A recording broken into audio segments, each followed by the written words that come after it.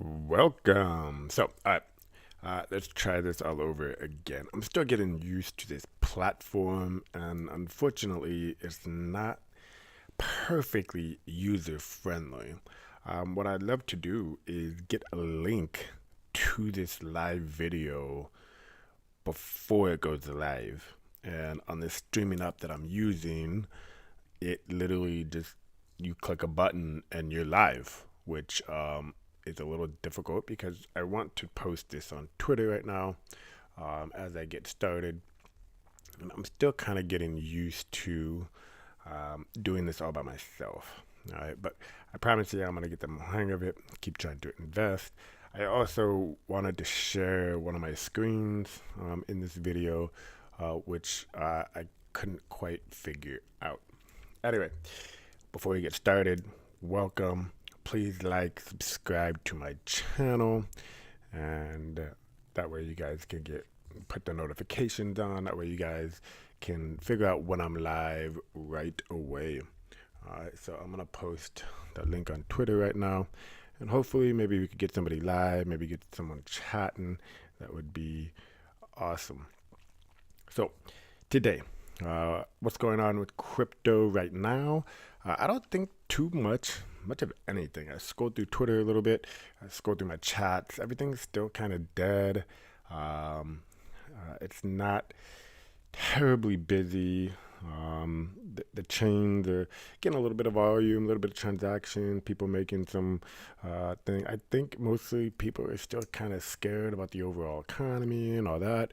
I think majority of the traders right now are waiting for the monthly close this week. That's the next thing I really want to be talking about. So I think the traders are just sitting on their hands, not making too many trades. Looking at altcoins have moved very well over the past few days. But overall, the market is doing good. We had a really big move the past few weeks, and now we're kind of consolidating a little bit, and I think we're getting ready for that another leg up. But we have to wait for that monthly close. Nice big bullish green candle, and then we're gonna get maybe even bigger one next month. That's what my hope is. So what is the price of Bitcoin right now? The Bitcoin price is $34,545 right now, according to my little Bitcoin miner. I can't like pull it out much more. It's on a charger. But this is not a paid advertisement or anything, but if you have not been following me on my Twitter, I bought a little nerd miner. It's called Nerd Miners. Nerdminers.com. You go buy yourself one, but it's freaking super kind of cool. If you have a little gadget and you're into Bitcoin, basically, I can see the current block we're on. I can see how many blocks until halving. I can see the medium fee, which is right now is 13 satoshis, VB. I can see the difficulty, the current hash rate, the time, the price of Bitcoin, and all in this little miner. And the cool thing about this little miner is it's actually mining Bitcoin. I have about a 56 kilohertz per second little miner. The odds of actually mining a block are pretty much impossible, but I still have a chance. You never know. If it's my time to win a block reward, hey, I might win. I doubt it, but it's just really cool little gadget, and I think I spent like $60 for it, and it's just something that you can say, hey, I'm mining Bitcoin, which I am mining Bitcoin on this little device. It's plug and play. It's not even hooked up to my computer. It's just plugged into a little outlet, USB outlet, and I hooked it up to my Wi-Fi, and bam, I got a little cool little block display, and I can see the price of Bitcoin at all times. It's awesome. So get yourself one if you're into it. Again, not a paid advertising. I just saw this and I'm like, no way, that's pretty freaking cool. And it's like playing the lottery. You know, I probably have a better chance of winning the lottery than I do getting a block reward. But again, I have a chance every 10 minutes. Every 10 minutes, I'm producing 9 blocks. Since I plugged it in, I've already had almost 1,000 chances to win. Pretty cool. Anyway, weekly wisdom, just simple quote. I really thought about it, and it has to do with this Bitcoin miner as well. And it says, there's no such thing as luck when it comes to success. And people always say crypto people got lucky, everything lucky, or you're just lucky and this and that. Bull crap. Because I'll break it down to you just like I broke down that kind of lottery right here. You can't win the lottery if you don't play, right? You can't get a block reward if you don't mine Bitcoin. Yeah, my chances might be small, but guess what? If I did get it, everybody's going to say, oh, he got lucky. I didn't get lucky. I took an opportunity. I created a path for an opportunity. I created an environment where I could succeed. And this has to do with everything in life with success is if you don't put yourself in a position, you're never going to be able to get lucky because you're never going to be able to succeed. You have to go out there and do the work. If you want to win the lottery, you got to go purchase a lottery ticket all the time. If you want to, get a new job, you got to work towards it. You want a degree, you got to work towards it. You can't just get lucky. It's not about luck. Success has nothing to do about luck, and especially in crypto. Yeah, did somebody go out there and buy a coin and, in 3 weeks, they got lucky and they turned $1,000 into $1 million? Did they get lucky? No, they just happened to buy the right thing. And they actually took the time to go buy that thing. They took the gamble. They took the risk. There's billions of other people or millions of other people out there that took that risk and lost. So what made that winner win? Was it luck? Or was it that person creating an opportunity for himself and he was somebody that won? Because there are always winners and losers. Some might call it luck. Some might call it fate. I call it creating opportunities. And the more opportunities that you try to open yourself up to, the better chances you are to succeed. So that is your weekly wisdom. And create some opportunities for yourself. That way you guys can succeed. Also, what are we going to be talking about today? I have a few things, but we'll see how long this kind of goes. One thing that kind of came to my mind is a lot of discussions about KYC.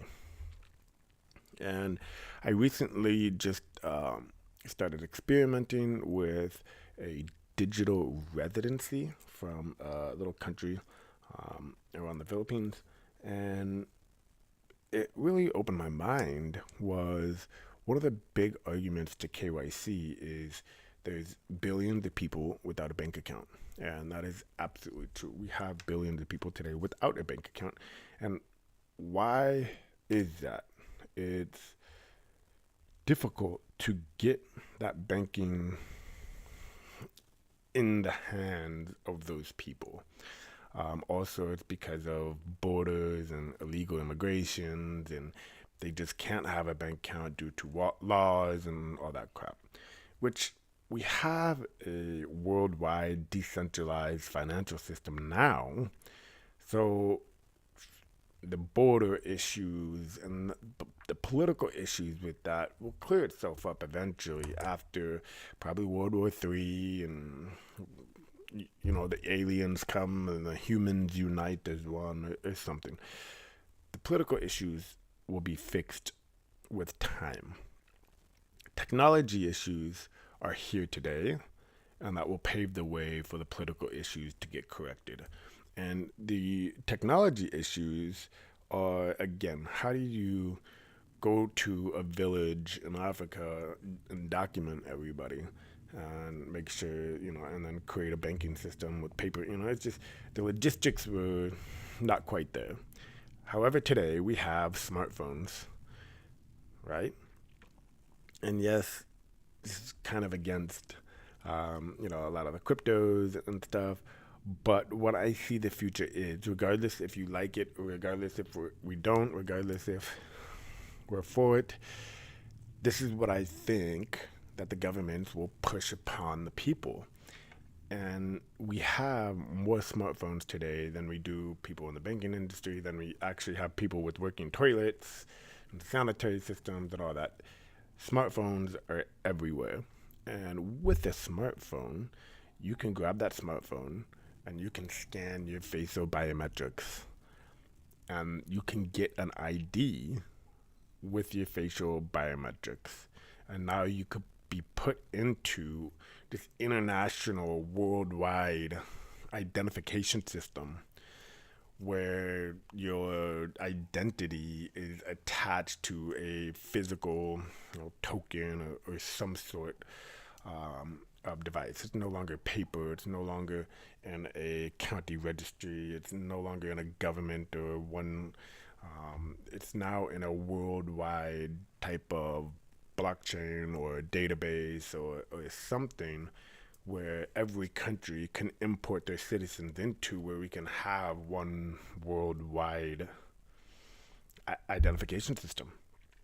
And now there's no reason for people anywhere around the world to not have access to KYC or banking systems, because our smartphones in these little villages, there's internet access thanks to Elon Musk. Any single inch of the world will have internet access, and that's becoming true as we speak. So we have internet access everywhere. We have smartphones everywhere. And all people have to do is look into the camera and turn their face, and their facial biometrics, that the artificial intelligence behind it, the technology behind it, will now create an identification system for every single human in the world. I think that's where we're going to. And there's probably going to be no maybe ways around it. And I know you've probably seen some movies. I know I've seen some movies about all this, and it's pretty scary, pretty the amount of control that this may give them. And how do we stop that? How do we fight back? Obviously, Bitcoin can be an answer to that. But I think that's where we're going to be headed into, the future. And is that a bad thing? Is that a good thing? Another thing too is there's a lot of talk about RWA, real world assets in crypto. So if I want to buy a real world asset or gamble, speculate on these real world assets in crypto, how can I feel like I own an asset in the real world if it's not attached to my physical identity, right? So if I buy properties or investments online, shouldn't they be in my name? That way, in case my wallet gets hacked, I have some other way to recover that. And obviously, the political issues right now with real world assets is you have to have your identifications for all the red tape, right? All the laws, all of the you can't own part of a house or part of a business without your actual identification. And majority of the KYCs and accredited investor laws in America are absolutely to keep the little guys poor. We know that. We also know that KYC does absolutely nothing to all of those that do money laundering, that so forth. That whole system is corrupted. I mean, we could just look at all the big names in the few, and how does all the cartels move their money through banks? How does all Jeffrey Epstein, move their money? And so money laundering is the banking's bread and butter, and KYC does absolutely nothing for that. All it does is keep control over the little guys. So how does that play a role into the future? But also at the same aspect is how do we protect ourselves? That way we can invest in things. And I have zero issue, with wallets or that. I've never wanted to, KYC, my crypto. But I mean, imagine if I would have got that hacked. Would I want, if, let's just say I buy a house online, real world assets, and investment, I'm getting a nice APY, but my tokens in my wallet get hacked. I should be able to go to that, thing, and they should be able to track it. But do they really need my identification? I can say, hey, this is what happened. My tokens moved. I mean, right now with some RWA ecosystems, that's impossible because the tokens can only move to whitelisted wallets. So let's just say I got my wallet hacked. Well, the hacker is going to try to move it out into their wallet, which their wallet's not KYC'd. It's not whitelisted, so they can't move the tokens into their wallet. So it creates a little bit more transparent system with the KYC, system with the RWA kind of initiative. So, do we have, and that's probably one of the big arguments with Bitcoin is there should be no KYC, no none of that. Um, but how do we have that safety net of getting everything kind of stolen? And digital IDs, I think, are going to come, and I think they're going to be a new wave in crypto, probably over the next, long term, next few cycles. I think this cycle is going to be a big, adoption cycle. And then I think they start forcing these more dragon chain, crazy type of regulations, laws, to force us into um, identifying our assets and so forth. But anyway, I don't even know what I'm talking about. I do have a question for you guys before we do go. Get this a little bit long. I did talk about RWA, which is the real world assets. I truly believe it's going to be a really big hype cycle in this wave over the next couple years, this bull run that we see. I think the bull run is absolutely going to be led by Bitcoin, and Bitcoin is going to create a ton of liquidity into the system. And then all that liquidity is going to go where? I don't think the liquidity is coming from retail this time. I think it's coming more from Wall Street. And they cannot, I can tell you over and over and over, they are not going to be buying memes or so forth. They're going to be buying more so securities or security platforms or things of that sort. So, what is a big narrative, a big, what's going to be the next big hype cycle for this bull run? Is it going to be RWA, real world assets? That correlates really close to Wall Street and securities and all that. I think that's going to be the biggest hype cycle over the next couple of years. Or maybe it will be artificial intelligence coins, so forth. Those are a little bit more gray area because is that Wall Street money going to be able to gamble on those? They may or may not be. I think AI will be absolutely huge. But what about others? What about NFTs? Are NFTs going to make a comeback? Are they going to be, big hype? We'll have to see. I don't know. I'm still accumulating some NFTs. I think they will make a comeback. But what about Bitcoin NFTs, ordinals? I'm also collecting ordinals. I think ordinals, again, I think Bitcoin is going to lead this massive bull run because of Wall Street. And what are the collectors? What are the people going to do within that Bitcoin ecosystem? Well, they can spend some of their Bitcoin for ordinals. It's still Bitcoin, right? Maybe. So maybe the Bitcoin ecosystem really catches on fire this next couple years, and some Bitcoin NFTs, the Bitcoin tokens on the Bitcoin network might take off. What else? What other hype cycles that you know of? Comment below, write me on Twitter.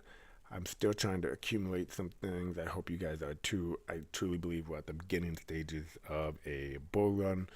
So this might be a great accumulation phase over the next few months and then a redistribution. So I will definitely be looking to take some profits over the next couple months and then reallocate that earlier next year before the halving. Anyway, this is over for week 3. I might make a video on Wednesday because next week I might be a little bit busy on Monday. It might be a Wednesday video, so maybe do 2 this week, or you might just see me next Wednesday. Anyway, love y'all. Peace.